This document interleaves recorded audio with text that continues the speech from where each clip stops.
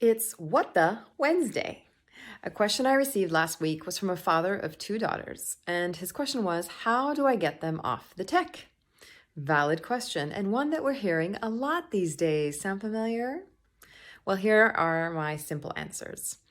Do you remember when they were younger and you used to spoon feed them, and then as you were getting the spoon closer to their mouth, you would actually open your own mouth, anticipating them opening their mouths? Yes. What we see, we will imitate. So set the tone by modeling what it is you want to see.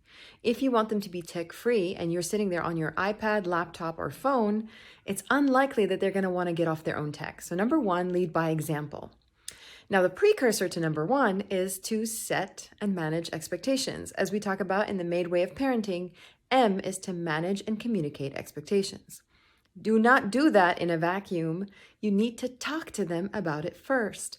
Establish guidelines in your family as to what you think makes sense. Hold a family meeting. I'll be releasing a video on that soon. Check out the family meeting video. Set up a family meeting, even if you have littles, and talk about it and establish what the guidelines are.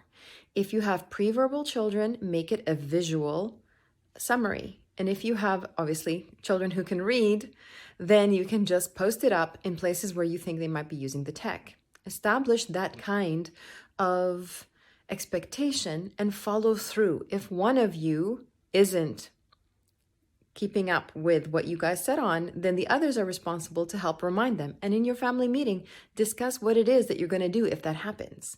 So that's number 1, lead by example, and make sure that you manage and communicate those expectations before you start punishing or reacting or putting in consequences and all that fun stuff parents seem to do all the time. The second thing is, give them an alternative. If you're going to take away something that is giving me a dopamine hit and is making me think that I'm happier because that's what my brain is getting, then give me something else. If I'm going to get off the tech, one of the things I advise all parents to do, for themselves as well, by the way, is to get moving. And even if you can't leave your home, you can still get moving inside. Start doing something. Invite your children to participate and engage in something with you. You can start by doing a few minutes of light exercise. Hey, everybody, let's jump up and do 20 jumping jacks. And it really is that simple. I know it sounds annoying, but when you get into the habit of doing it, of like shaking off the tech physically, your brain gets stimulated by that movement and it won't get so angry when you take away its favorite dopamine sender, which is the iPad, the telephone, you know what I mean, the tech, the device.